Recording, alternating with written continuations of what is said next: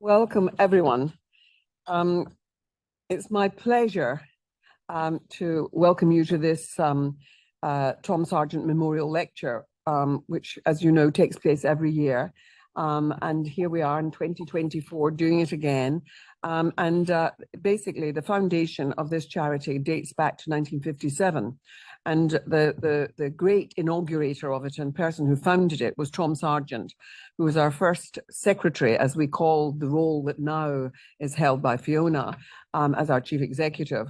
But he held that role as Secretary of Justice until his retirement in 1982. And he really was a pioneer against miscarriages of justice, and he led justice as it began to make its mark on the infrastructure of our justice system. He was a remarkable man, and I was lucky because I'm so old. I'm lucky I can tell you that I knew him, and he was a remarkable person, as indeed is our lecturer this year, Lord Justice Dingemans. And it's entitled Judicial Review, Finding a Principled Balance Between Intervention and Restraint. There will be time at the end of this lecture for you to ask questions, and for those online, and I remind them all that they can have some questions on the chat box, and Fiona will be able to read them out. And so we want you all to participate, those who are here and those who are online. But I want to introduce our lecturer, Lord Justice Dingemans, who was appointed to the Court of Appeal in 2019, and since February 2020 has been the Vice President of the King's Bench Division. And in addition, and since February 2021, he served as the lead judge for international relations. Now, there have been many prominent moments in his legal career, including appearing in the constitutional cases from around the Commonwealth, including acting in pro bono death row cases in front of the Privy Council for people appealing against the sentence of death and against the constitutionality of the mandatory sentence of death. Lord Justice Dingemans, I have to tell you all, became known to me because I was at one stage the principal of an Oxford college called Mansfield College, and he was one of our most grand alumni. And not only that, but he was a great help to me because he would come and he would do things with the Law Society in the college and so forth. And he was an inspirational figure to the young lawyers who came through our hands. And I want to say that thank you to you formally for the great help you've given to the college and the ways in which you have been an inspiration. So, Lord Justice Dingemans, over to you. Well, Helena, thank you very much for that kind introduction. It is an immense privilege to have been asked to present this year's Tom Sargent Memorial Lecture. He was a great man who did much to ensure that modern society understood the need to live in accordance with the rule of law. But he also understood how lawyers and judges might get things wrong. Although Tom was called the secretary, that was at a time when justice operated only with a small board of members, and he was certainly the driving force. Although recognizing, as Tom did, that lawyers and judges get things wrong might not be a promising start for a lecture by a lawyer and judge, tonight's lecture has been motivated by a number of factors. The first is a sense that in public law in general, and in judicial review in particular, we lack a clear test to determine the extent to which the court should not intervene in certain areas, for example, in areas of national security or social policy. The second factor was that at about the time when Fiona, who I haven't yet forgiven, came to speak to me about tonight's lecture, Graham Zellick, King's Counsel, the former editor of Public Law, wrote an article in the New Law Journal published on the 8th of March, criticizing one court for a decision which he said represented the high watermark of judicial intervention. That was the divisional court case, R and Law Society of England and Wales and Lord Chancellor 2024 1WLR 3097, which held that the Lord Chancellor had failed to make sufficient inquiries in respect of the decision to withhold legal aid funding from the 15% recommended by Lord Bellamy in his report. This article was less than 1 month after Mr. Zellick had written another article for the New Law Journal criticizing another High Court decision, which he said represented formalism and judicial restraint of a high order. To be fair, Mr. Zellick did identify that he had blown hot and cold, as I think he put it in the article, very quickly. But that was a judgment of the High Court in our and the Tortoise Media and the Conservative and Unionist Party. And that had decided that a ruling party's political selection of its leader, who would become Prime Minister, was not a public function and therefore not susceptible to judicial review. This prompted me to think again about the principles on which a court should intervene in public decision-making. And the third factor was a general sense that Policy Exchange, which has carried out some important work on judicial interventions in this area as part of their judicial power project, had on occasions overstated the extent to which judges intervened when they shouldn't do so. So what I intend to do tonight is first to address the legal basis on which courts intervene and quash decisions, so that you can put this particular issue of intervention and restraint in public law in its proper context. And I know that there are some exceptional public lawyers in the audience here tonight and online, and I hope you'll bear with me as I introduce judicial review as a legal topic. Secondly, I wanted to identify some areas which are off limits for judicial review, which are really derived from the boundaries of judicial review. Third, to identify some areas where the courts have stated that the subject matter will affect the court's approach to judicial review. And fourthly, finally, and very shortly, to attempt to identify some guidance in this important area. I hope that it is clear tonight that I am not speaking as a judge, but simply as someone who's always been interested in the principal relationship between the legislature, executive, and judiciary. And it's well known that private thoughts about bright lines and principles expressed in public lectures are often refined, altered, and shown to be completely wrong by oral advocacy in courts. So let me say why judicial review exists. Why are judges permitted to decide whether decisions made by public bodies are lawful? If planning decisions have been entrusted by statute, which they have, to local planning authorities, normally hardworking local councillors giving up their evenings for free, what business is it of the courts to quash their decisions? See Finch and Surrey County Council, 2024 UKSC 20. On the other hand, if I told you that the local planning authority had misunderstood and therefore misapplied the planning policy that they were meant to be applying, many might see a more principled basis for the courts to intervene. Similarly, if a minister has exercised powers under the prerogative to ban trade unions, when trade unions had been permitted before at a specific site which dealt with national security, why should that be reviewable in the courts? See Council of the Civil Service Union and the Minister for the Civil Service, 1985 Appeal Cases 374, which I'll refer to as the GCHQ case. The reason why the courts have common law powers and constitutional duties to intervene is that if a decision maker is exercising public powers, then that decision maker has to exercise those powers lawfully. As the noted physician Dr. Thomas Fuller said in 1733, and Lord Denning later repeated, "Be ever so high, the law is above you." In our constitution, where there is a separation of powers, the judiciary's role is to decide when a claim has been made contesting the lawfulness of a public decision, whether that decision has been taken in accordance with the law. So on what basis, or grounds as they're referred to by lawyers in court, can a court intervene with a public decision? This could be a lecture in its own right, and you'll be very pleased to know I'm not going to give that, and is not the subject of tonight's lecture, so I hope I will be forgiven for referring to a traditional analysis. In the GCHQ case, Lord Diplock referred to three grounds. The first ground is illegality, for example, where a decision maker has no common law or statutory power to act or has acted in excess of powers. The second ground is irrationality, sometimes referred to as Wensbury unreasonableness.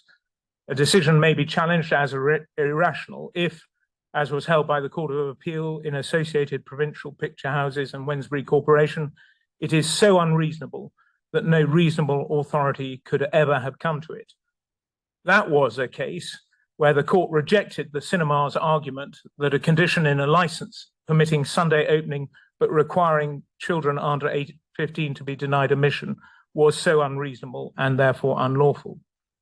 And the third ground is procedural impropriety. For example, a breach of natural justice, failing to hear someone, or procedural unfairness, bias, or infringing a legitimate expectation.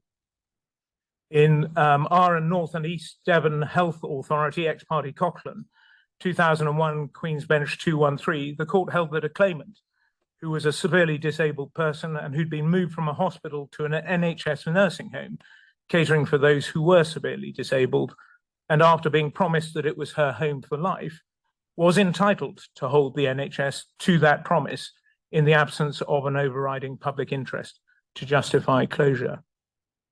In case you're interested, and I accept not everyone will be, Dismissed Judicial Review 99th edition has 14 legal standards which can be enforced through judicial review.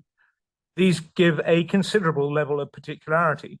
For example, one of the standards is public bodies must comply with the retained EU law, which since 31st of December 2020 has the same force as domestic law. In Sir Michael Fordham's excellent Judicial Review Handbook, 7th edition, 20 grounds are listed over the same number of chapters. So if one considers the first ground, illegality, what will make a decision illegal? An obvious ground for illegality will be that the decision maker did not have the statutory or common law power to make that decision. Another ground for illegality, which is relevant to the issue of restraint and intervention by the courts, will be if a decision impermissibly infringes a right protected by the European Convention on Human Rights and Fundamental Freedoms, which I'll just refer to as the ECHR.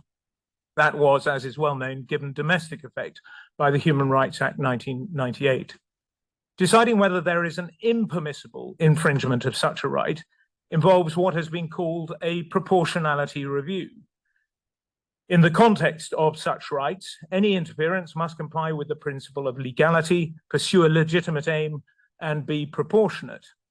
In such circumstances, the interference may be justified, meaning that there is no infringement of the right, even though there is an interference with it, so long as the relevant convention right was not unqualified. And in Bank Mellet and Her Majesty's Treasury, number 2, 2014, Appeal Cases 700, the Supreme Court considered a substantive issue about whether a 2009 order should be quashed for infringing a bank's property rights protected by Article 1 of the First Protocol. Lord Sumption, giving the majority judgment, referred to previous decisions about the tests for assessing the compatibility and proportionality of such measures. He said, "The question depends on an exacting analysis of the factual case advanced in defense of the measure in order to determine first, whether its objective is sufficiently important to justify the limitation of a fundamental right. Secondly, whether it is rationally connected to the objective. Thirdly, whether a less intrusive measure could have been used. And fourthly, whether having regard to these matters and to the severity of the consequences, a fair balance has been struck between the rights of the individual and the interests of the community." Although Lords Hope and Reid dissented in the result, there was no relevant dispute about the applicable test. I should just say, lest the electronic filing box for the Administrative Court of the King's Bench Division is filled over tonight with your claim form saying that you've always disagreed with Decision X by the Y public authority and are now going to assert that it's unlawful, there are also various procedural requirements to bring an action for judicial review. For example, the person bringing the claim must have what is called standing or a sufficient interest in the subject matter to bring the claim. I will not get diverted into some interesting developments in recent years about standing in judicial review.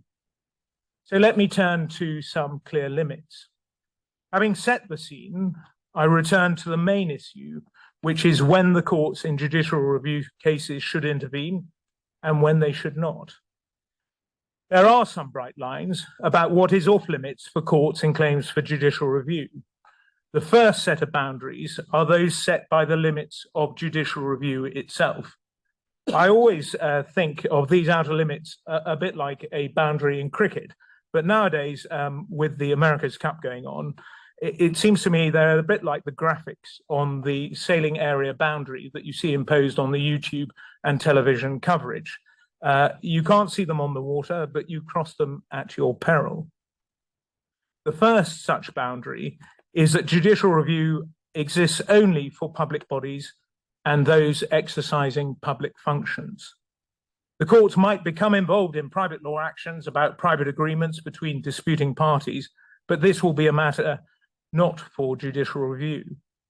This boundary can give rise to difficult questions about whether a body is exercising public functions on the one hand, or determining matters arising from private agreements between the parties on the other. For example, in R and the Disciplinary Committee of the Jockey Club, ex-party the Aga Khan, 1993 1 WLR 909, it was decided that the Jockey Club was not exercising public powers when deciding whether its rules had been infringed. I've already referred to the decision in Tortoise Media to the effect that the selection by a political party acting under its own internal rules of its leader was not an exercise of a public function. Private individuals who are in dispute about the proper application of rules relating to racing or selecting leaders may bring actions for breach of contract, but it is not a matter for judicial review. The second boundary arises from the first and the need for a public decision by a public body, but is still an important boundary. And it is that decisions by religious bodies about religious matters are not, in general, reviewable by judicial review. In R and the Chief Rabbi, ex-party Bachman, 1992, 1 WLR 1036, the decision of the Chief Rabbi about the fitness of an individual to hold religious office as a rabbi was held not to raise an issue of public law amenable to judicial review. This is because courts lack competence to determine issues of religious doctrine. See in this respect the Amicus case and the Secretary of State for Trade and Industry 2004 EWLR 311. That has to be for the relevant religious organizations to determine for themselves. That said, issues of discrimination by religious bodies have come before the courts, and the courts will consider whether a religious school's admission policy impermissibly infringes race discrimination laws. See R and the governing body of the Jewish Free School 2010 2 appeal cases 7 to 8. The third outer boundary is this. These boundaries include Article 9 of the Bill of Rights 1688, and I see many parliamentarians here tonight. As is well known, the Bill of Rights followed the Glorious Revolution and coincided with the court's development of the doctrine of the supremacy of the law, as opposed to the divine right of kings. Article 9 provides that the freedom of speech and debates in Parliament ought not to be impeached or questioned in any court or place out of Parliament. So a complaint by a member of Parliament that they were coerced into the division lobby to vote for an act of Parliament by a whip is not a matter for the courts. There can be issues around the edge of Article 9. For example, whether false claims for expenses made by MPs can be the subject of criminal proceedings. The answer was given by the Supreme Court in R and Chater, 2011 1 appeal cases 684, and was yes. This was because Article 9 was directed to freedom of speech and debate and the essential business of Parliament, and a false claim for expenses related to the administration of Parliament and not to its proceedings. Article 9, however, operates to ensure that parliaments and the courts keep to their own respective areas. Decided cases show that this does not mean that there will not be contested areas, but it does attempt to ensure that what is simply political remains simply political, and what is simply legal remains simply legal. Attempting to maintain the separation of powers explains the scheme of the Human Rights Act 1998, which prevents courts which have found an act of Parliament to impermissibly infringe protected rights from doing anything more than declaring that to be the case, leaving Parliament to decide what, if anything, to do about it. If this lecture had been given before 1985, I would have been able to say that there was a fourth bright line, which was the exercise of prerogative powers. There had been, before the decision in the GCHQ case, considered to be non-reviewable exercises of powers, namely the prerogative and royal prerogative. The courts could determine whether the case was covered by the prerogative, but once it was decided that it was, the courts couldn't review the exercise of those powers. As it was, the exercise of prerogative powers was held to be reviewable in the GCHQ case. But even in the GCHQ case, Lord Roskill contemplated some continuing exclusion for prerogative powers and stated that prerogative powers, such as those relating to the making of treaties, the defence of the realm, the prerogative of mercy, the grant of honours, the dissolution of Parliament, and I'll pause there, and the appointment of ministers as well as others, are not, I think, susceptible to judicial review because their nature and subject matter are such as not to be amenable to the judicial review process identified. Later cases have shown that the prerogative in those cases and areas is reviewable. In Ramatullah and the Ministry of Defence, 2017 Appeal Cases 649, the Supreme Court considered the doctrine of act of state in the context of claims by individuals detained by British forces in Iraq and Afghanistan.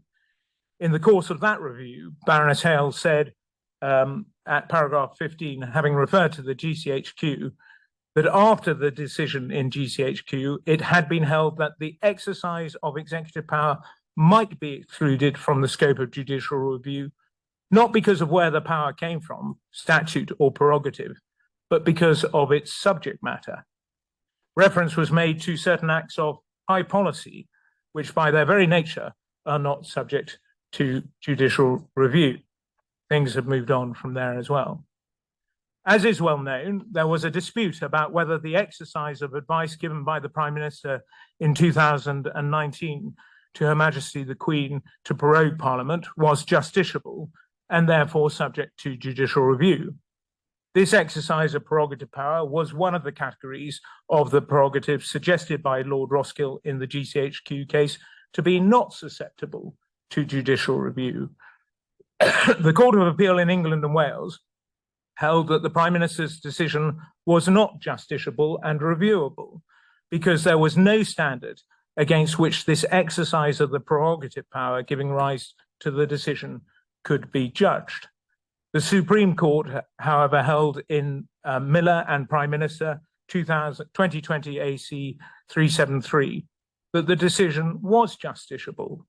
And this was because if the exercise of that power was not justiciable, a Prime Minister might be able to advise that Parliament should be prorogued for effectively the whole of an electoral term, which would frustrate Parliament's constitutional functions as a legislature and the body responsible for the supervision of the executive. All of this means that what is being excluded for being non-justiciable, because it concerns acts of high policies, is likely to be within a very narrow compass, if it exists at all. That does not mean that the courts have free rein to do what they will, as appears below. So I now turn to the subject matter affecting the intensity of the review applied by the courts in judicial review. Let us return, therefore, to whether the subject area in which a decision is made by a public authority, challenged by a claimant who has standing to bring the claim, might affect the intensity of review. Decided cases indicate that courts should be careful in areas such as national security, social policy, and reviews of decisions of specialist tribunals on the one hand, and be more ready to examine cases involving asylum and protection claims on the other. I should, however, make it clear that in judicial review, context is everything. If the ground of challenge is bias on the part of the decision maker, which disqualified the decision maker from taking the decision, then the nature of the subject matter which is being reviewed is unlikely to have much impact. This is because the decision maker wasn't qualified because of bias to make the decision, then the position is rather binary, and it's not necessary to consider at all the underlying subject matter of the decision. In R and the Director of Public Prosecution's ex parte Kebelin in 2002, 2 appeal cases 326, Lord Hope said, difficult choices may need to be made by the executive or the legislature between the rights of the individual and the needs of society. In some circumstances, it will be appropriate for the courts to recognise that there is an area of judgment within which the judiciary will defer on democratic grounds to the considered opinion of the elected body or person whose act or decision is said to be incompatible with convention. It will be easier for such an area of judgment to be recognised where the convention itself requires a balance to be struck, much less so where the right is stated in terms which are unqualified. It will be easier for it to be recognised where the issues involve questions of social or economic policy, much less so where the rights are of high constitutional importance or of a kind which the courts are especially well placed to assess the need for protection. Relevant principles were also set out in International Transport Roth GmbH and the Secretary of State for the Home Department, 2003, Queen's Bench 728, by Lord Justice Laws. In that case, the court held that the scheme imposing penalties on carriers bringing in clandestine entrants to the UK was incompatible with the Human Rights Act because it effectively levied a fine regardless of any wrongdoing. Lord Justice Laws, who dissented in that appeal, listed principles relevant to what he termed the deference due to the decision maker. His first principle was that greater deference should be paid to an act of Parliament than the decisions of the executive or a subordinate measure. His second principle picked up the reference that Lord Hope made in Kebelin, saying that there is more scope for deference where the ECHR required a balance to be struck, and much less so where rights are expressed in unqualified terms. And his third principle was that greater deference will be due where the subject matter is peculiarly within the constitutional responsibility of democratic government, such as the defence of realm or immigration control, and less deference when it lies within the constitutional responsibility of the court, such as the field of criminal justice. His fourth and final principle was that greater deference is due where the subject matter lies more readily within the actual or potential expertise of democratic powers, such as governmental decisions in the area of macroeconomic policy. So you can see some themes developing. As far as national security is concerned, in A and the Secretary of State for the Home Department, 2005 2AC 68, the issue was whether Section 23 of the Anti-Terrorism, Crime and Security Act 2001, which permitted the detention of suspected international but not domestic terrorists, was compatible with Articles 5 and 14 of the ECHR and therefore the Human Rights Act. It was in this case that Lord Bingham gave general guidance about the degree to which courts should intervene, saying, the more purely political, in a broad or narrow sense, a question is, the more appropriate it will be for political resolution, and the less likely it is to be an appropriate matter for judicial decision. Conversely, the greater the legal content of any issue, the greater the potential role of the courts, because under our constitution and subject to the sovereign power of Parliament, it is a function of the courts and not of political bodies to resolve legal questions. Issues of national security have long been recognised to be an area which is peculiarly within the specialist knowledge of the executive. In the Secretary of State for the Home Department and Raymond, 2003, 1 appeal cases 153, the claimant, who was a national of Pakistan, applied for indefinite leave to remain in the United Kingdom. His application was refused as the Secretary of State determined that his deportation would be conducive to the public good due to his association with Islamic terrorist groups. Lord Hoffman, giving a supporting judgment shortly after the events of 9/11, reminded courts that in matters of national security, the cost of failure was high. He said that underlined the need for the judicial arm of government to respect the decisions of ministers of the Crown on decisions about threats to national security. the government was entitled to take an overall view, and the government's access to special information and expertise in how to combat terrorism meant that the decision required a legitimacy which can be conferred only by entrusting them to persons responsible to the community through the democratic process. In R and Corner House Research and the Director of the Serious Fraud Office, 2009 1 Appeal Cases 756, a decision by the Director of the Serious Fraud Office to halt a criminal investigation in response to a threat from a foreign national was held to be lawful. In arriving at that conclusion, the court considered the national security aspect of the decision, and Lord Neuberger said, the weight to be given to the decision must depend on the type of decision involved and the reasons for it. There is a spectrum of types of decision, ranging from those based on factors on which the judges have the evidence, the experience, the knowledge, and the institutional legitimacy to be able to form their own view with confidence, to those based on factors in which judges cannot claim any such competence.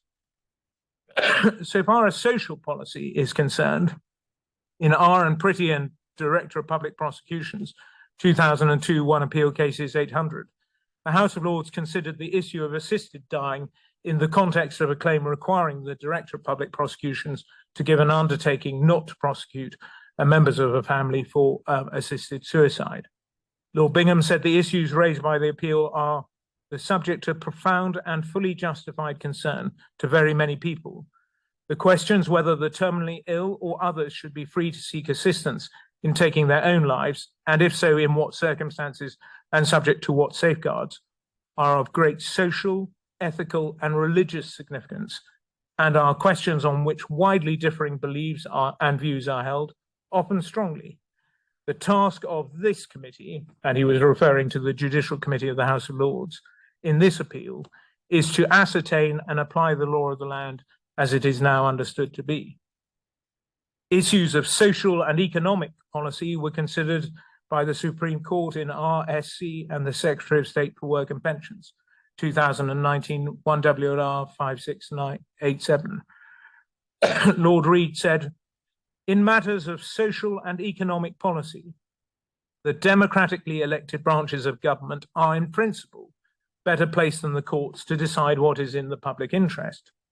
Lord Reid said that where the European Court would allow a wide margin of appreciation to the legislature's policy choice, the domestic courts allow a wide margin or discretionary area of judgment, as he called it. And he said that was relevant to the intensity of the review to be carried out by the courts.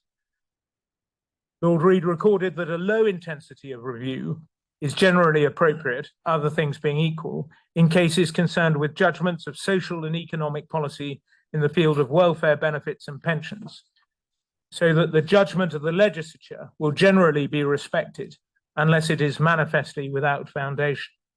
Nevertheless, the intensity of the court scrutiny can be influenced by a wide range of factors. Lord Reid cautioned against taking a mechanical approach, stating a more flexible approach will give appropriate respect to the assessment of democratically accountable institutions, but will take appropriate account of such other factors as may be relevant.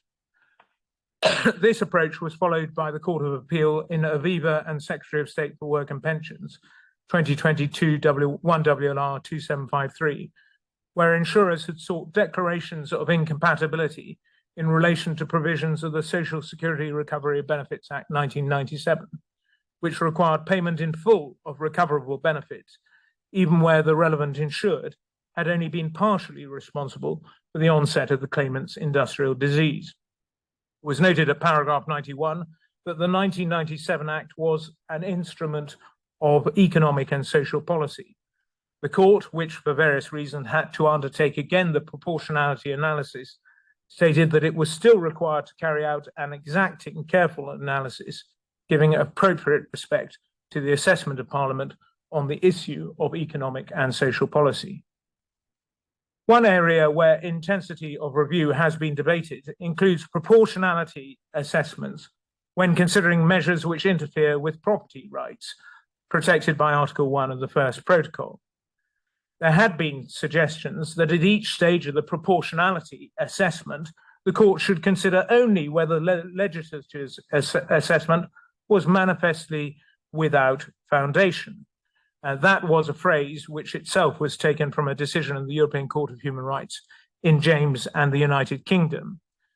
The court there had held that the margin of appreciation available to the legislature in implementing social and economic policies should be a wide one, and that the court would respect the legislature's judgment as to what is in the public interest, unless that judgment was manifestly without reasonable foundation. That led to a decision in R&DA and the Work and Pension Secretary 2019 1 WLR 3289, where there was an appeal concerning whether discriminatory effects of a rule entitling persons to welfare benefits could be justified. The Supreme Court confirmed that the manifestly without reasonable foundation test applied to all four stages of the analysis. Lord Wilson has said, the sole question is whether it is manifestly without reasonable foundation.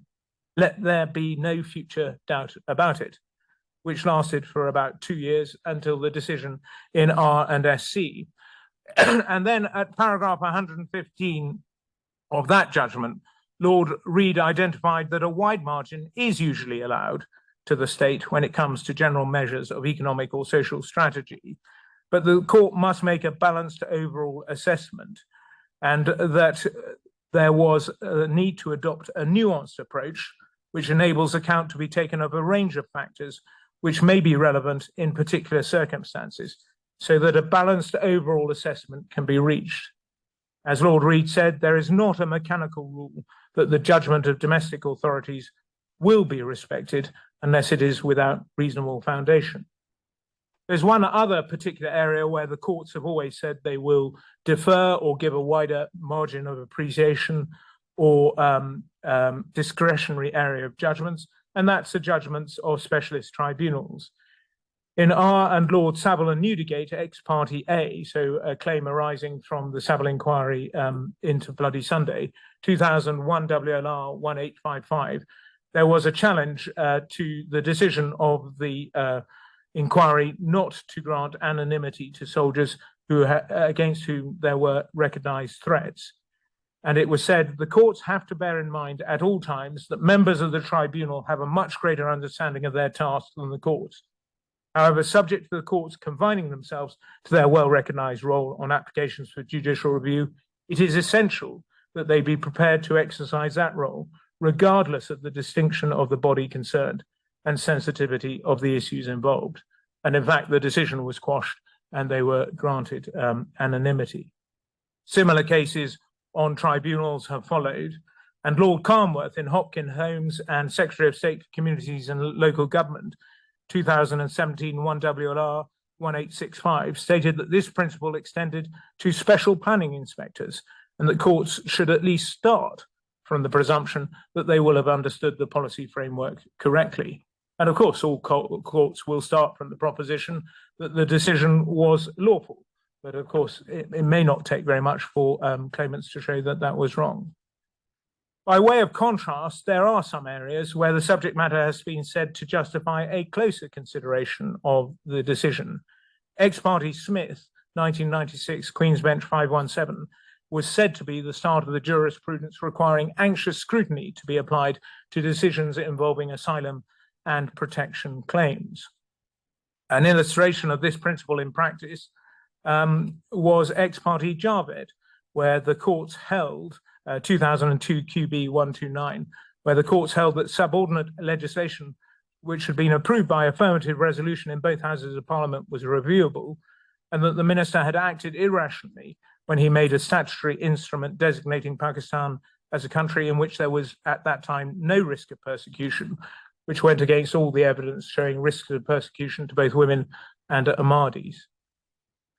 I'll come now to the provisional conclusions from that review, and I'm sorry to have taken so much time on some of the cases, but I wanted to share with you some of what has been said over the years on this important issue.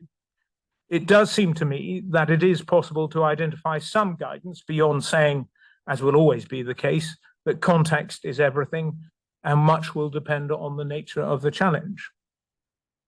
Before I turn to that guidance, may I start off with the basic proposition that whatever the nature of the challenge in the judicial review proceedings, and whatever the subject matter of the underlying decision, any court must always give the claim the most careful consideration and come to a fair and just result, regardless of the intensity of the review. As to guidance or possible guidance, it does seem to me that first, it is possible to identify some areas that are certainly off limits for intervention in judicial review. Those hard-edged boundaries, however, are really no more than the effect of identifying carefully the elements of the legal basis for a claim for judicial review. So if the challenge decision doesn't involve a public decision, it's not a matter for judicial review. Decisions of religious bodies about religious matters are not for judicial review. And Article 9 of the Bill of Rights prevents the courts from questioning matters taking place in Parliament. Secondly, there are some areas where the judicial review carried out by the court must recognise the expertise and elected nature of the decision maker and the lack of comparative expertise in the court. The greater the policy element of a decision, the more hesitant a court should be from holding the decision to be irrational. There is always likely to be policy in primary legislation, and the democratic input through Parliament enacting primary legislation must always be taken into account. Areas where the expertise of the decision maker is likely to be most pronounced include areas of national security, social and economic policy, and where decisions have been made by specialist tribunals.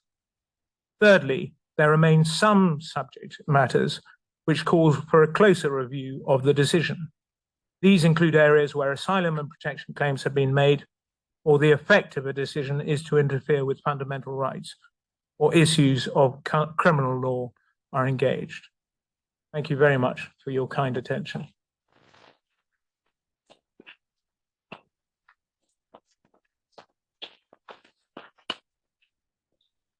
That was really so interesting, and I'm going to ask you a question about the human nature of judging, the humanity of the individual judge, and how that plays out, because it seems to me that we do see pendulums swinging with the makeup of benches as to the extent to which they're more cautious and the extent to which they're less cautious. And of course, that is always transcribed politically as being activist judging and non-activist judging. But we do see swings, don't we? When there seems to be a greater willingness to actually to be bolder in courts. And I know that it's said just now that we're going through a period of much greater restraint because we're living in sort of, if you like, febrile times politically, and therefore the courts should be cautious. Would you accept that notion of a pendulum? I mean, it was never acceptable at the bar to advise it depends on the judge you will get, for understandable reasons. And it does seem to me that there are some hard-edged principles out there, yes, on which a judge can firmly rely. I mean, it should never depend on the particular makeup of the individual judge. Inevitably, people will talk and analyze decisions and say that this group of judges has been more interventionist than that group of judges who are more restrained. But those are always after the event. My own experience is that people struggle really hard to make the right decision, regardless of the fact that you're going to disappoint at some stages deserving claimants with merits, and at other stages deserving decision makers who've done their honest best to make a fair and honest decision. Who would like to ask our lecturer a question on the issues? Is there any discussion on this? Here we are. Great, there's a hand there. So I would like to follow on from the last question about deference and the level of deference. So obviously there's lots of institutional reasons to not have the expertise. Could you hold the microphone a little closer, because we can't hear you very well. And to accept the democratic mandate of the legislature or parliament. To what extent do you think judges do or should take into account the institutional ramifications for themselves as an institution of worrying about overstepping that mark? Because I feel like when judges are accused of not giving due deference, of being activist judges, that almost puts the judiciary in a difficult situation. To what extent do you think they do take that into account, and to what extent do you think they should? I don't think they should, for this principled reasons. We take a judicial oath to administer the laws without fear or favour. And it is inevitable that judges will be criticised. We have to have broad shoulders in that. You hope for fair criticism, but that is an inevitability of the job, because let's face it, when you have two parties in front of you and you're asked to rule in favour of one or the other, you're bound to disappoint one, and you end up quite often disappointing both. And that's not said glibly, but that is just a function of being a judge. So far as taking into account constitutional incompetence and competence, so like areas of criminal law, then judges will rightly be much more ready to intervene in areas where, frankly, they spend their time administering criminal law and have a very good understanding of it. And contrast that with areas of national security where, for very good reasons, we are not privy to what has justified the particular concerns. Obviously, with closed material proceedings, a development that has taken place, recently, is that a lot of judges now have considerable experience of dealing with material that would never have seen the light of day before. That doesn't mean that you become constitutionally competent. And I think a fair judge is always going to be attempting to respect the decision maker, but also respect the claimant's particular complaints about the decision which has been made. Any more questions? Please. James, thank you very much for your very, very informative talk. Just a very quick question. I wonder if you can tell us any more about the plight of the special advocates and whether the resources being made available to them are likely to be improved in the near future.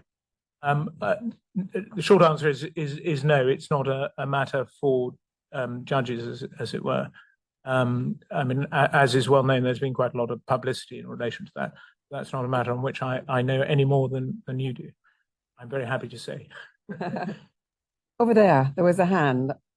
Please. Thank you.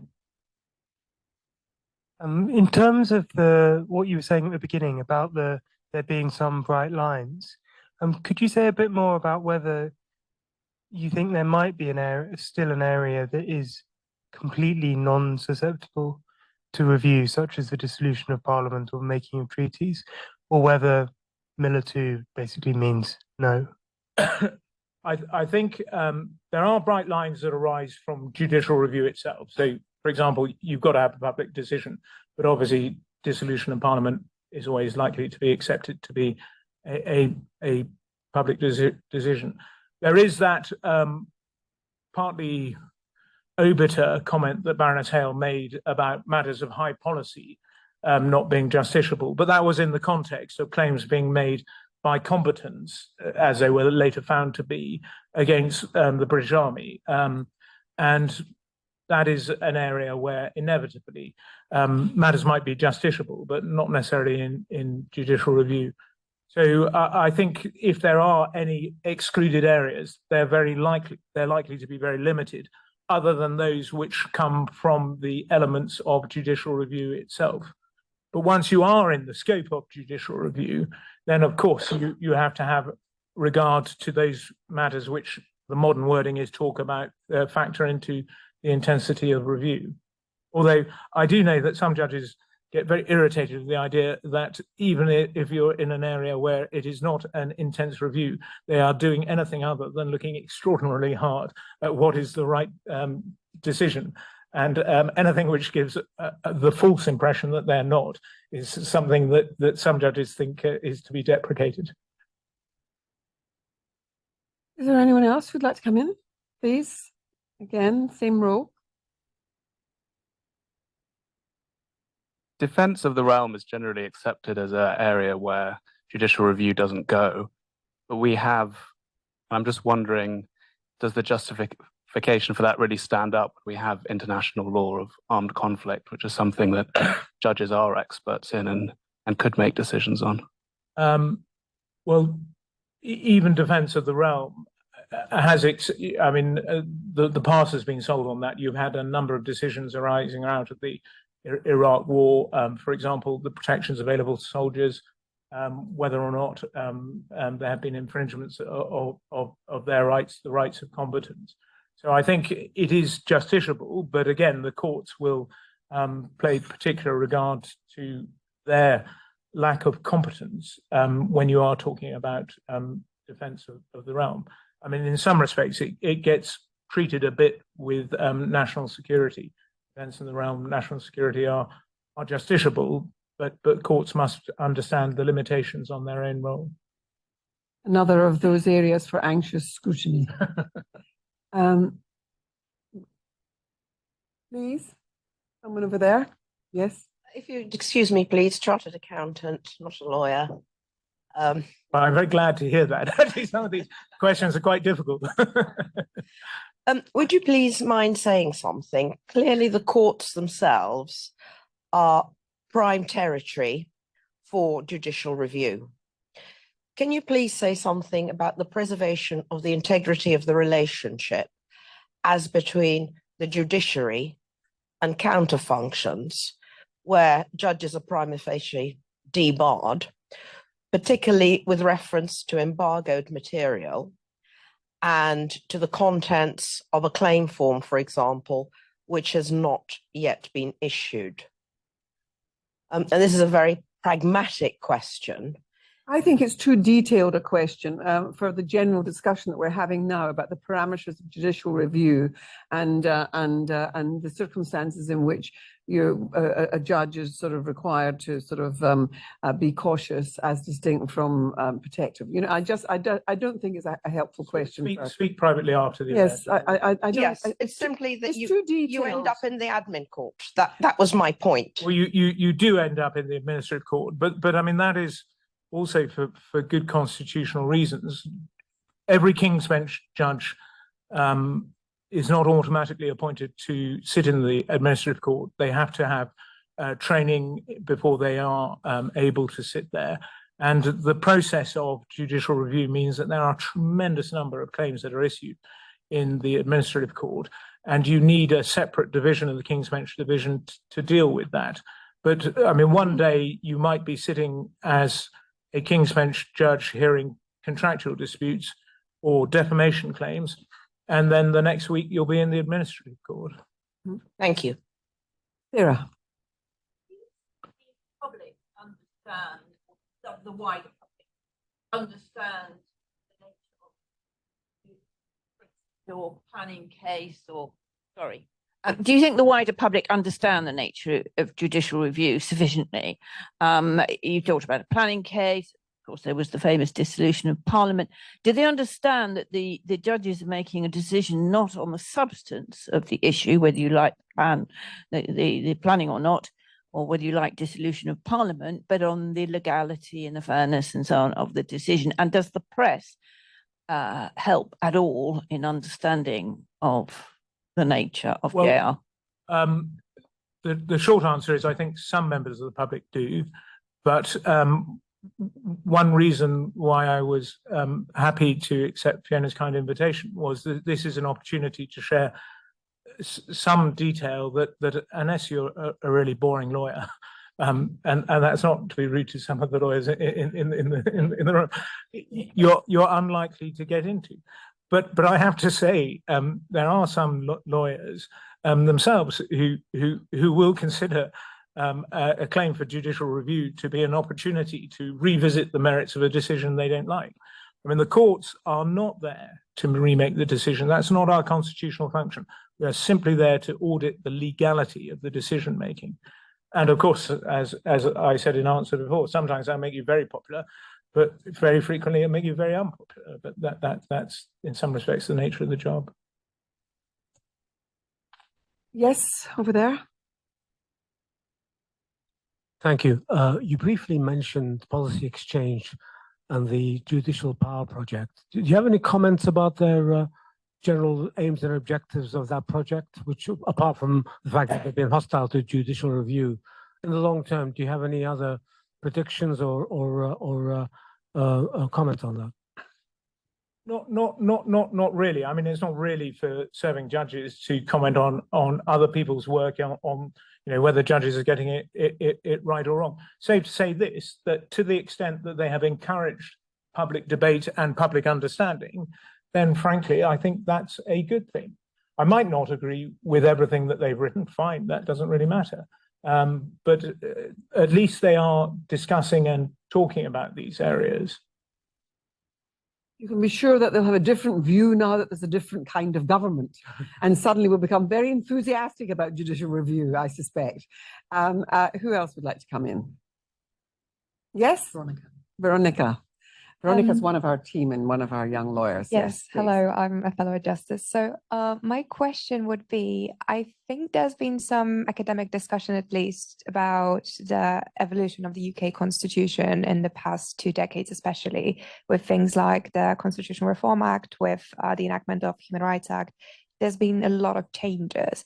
And I was just wondering, what are your thoughts on whether judicial review is also evolving as a constitutional province, let's say, whether you think that in time the boundaries might change, and if so, do you have any insight on how they might change in the next decades? I mean, we have, for good or ill, an unwritten constitution. So very important things can get changed overnight, as we all saw with the events leading up to the Constitutional Reform Act 2005. So far as development of judicial review, I think that's inevitable. It's very much a feature of the common law. And as I said, if I'd been lecturing before 1985, I would have confidently told you that the royal prerogative was off limits, but I'd have been wrong. So it will develop. How it develops is a different matter. And inevitably, that part depends on the type of cases that are brought before the courts. There's an online question, there are a couple actually, but I'm going to ask this one. I'm an undergraduate student at Queen's University of Belfast with a particular interest in administrative law. How has the willingness of the press to comment on certain cases, for example, the enemies of the people remark, affected courts and the decisions that have been taken? Has it affected any decision making? I genuinely believe it hasn't affected decision making because, as I say, judges have to be broad-shouldered and do their honest best. I think that those judges who were the subject of the remark, as is well known, felt that there might have been more said on their behalf by those who had the constitutional power. But that's not really the effect of the question. No, I don't think it does. I mean, sometimes you see some criticisms. When I was, shortly after I was appointed a High Court judge, members of my former chambers used to spend a lot of time sending me commentary from taglines about whether my judgments were useless or brilliant. May I say, there didn't seem to be much sort of basis for any of the comments on either side. But I think it's just a feature of modern public life. There'll be lots of things saying how brilliant you are tonight. I have to do that. Anyway, but somebody was asking a question, and it's slightly convoluted, but I will try and make some sense of it, which is that misinformation is one of the great problems of our age. And so decision makers might be there as a result of standing for election based on disinformation or misinformation, but also they may make their decisions on misinformation. Are we seeing more of that in the courts? Ways in which decisions are made. I mean, I'm talking about things appearing in social media, or things about statistics about asylum seekers, which are completely invented and so on. I mean, are those things appearing in cases that come before the courts? By and large, the decisions which appear before the courts are not matters of high policy. There are a lot of individual decisions which are made affecting people day in, day out, which are not likely ever to end in newspapers or anything, but are critically important to the person about whom the decision has been made, and indeed the decision maker, but most of the decisions are made by civil servants acting on behalf of ministers with information. I've not seen any where they have been particularly influenced by a social media campaign or whatever. But if you're looking at future developments, then that is one possibility. I mean, it's impossible to predict, as we all know, the future. Yeah. Well, listen, I want to thank you for really delivering a wonderful lecture. It was really interesting, and I think illuminating to many who have not worked in the field of administrative law, and even for those who have, to hear you setting the parameters of how judges have to approach these cases. Thank you very much, James. I thought it was wonderful.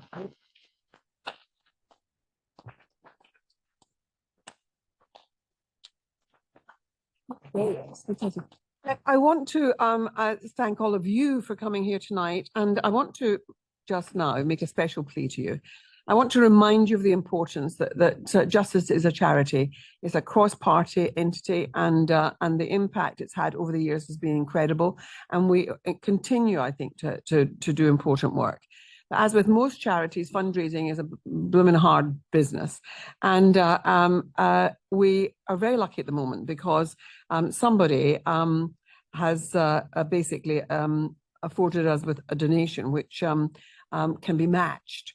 So if any of you can make a donation to us, it will be matched, and the same amount will come from another source. So I want to encourage you tonight to log on to the website, persuade friends and other people you know to do so, and tell them it will double up. Or if you're with us in person, there might be some card readers around amongst the people who are our team and Justice members. We really do want you to help us because it's hard. It's hard surviving in the current climate. Anyway, so that's my last plea to you all, as well as thanking you for coming. Thank you for the people who appeared, who took part online. And I want all of you who came and joined us in person to come and have a drink with us now. So thank you all for being here. Thank you, James. It was a wonderful lecture. It was terrific. Thank you very much.